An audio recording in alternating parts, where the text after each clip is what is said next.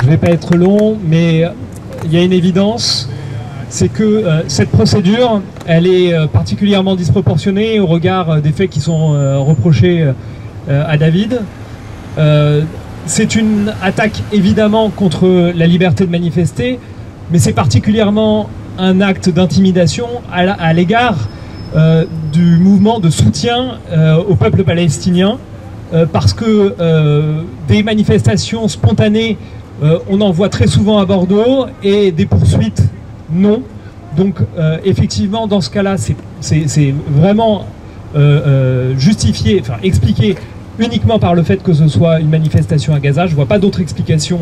au fait que cette manifestation-là fasse l'objet d'une telle procédure, alors qu'on ne le voit pas habituellement. C'est évidemment disproportionné parce que c'était un rassemblement qui a été pacifique,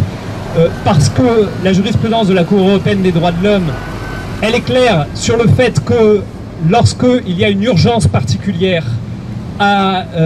un événement politique, il puisse y avoir une réaction immédiate, et que dans ce cas-là,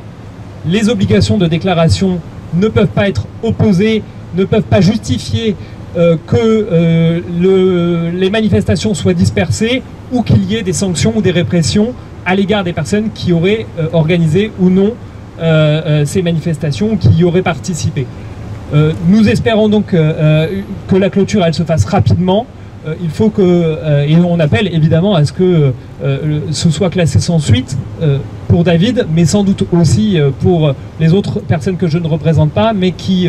au regard des conditions de toute manière de cette manifestation, ne justifient pas de telles poursuites. Voilà ce que j'avais à dire pour David.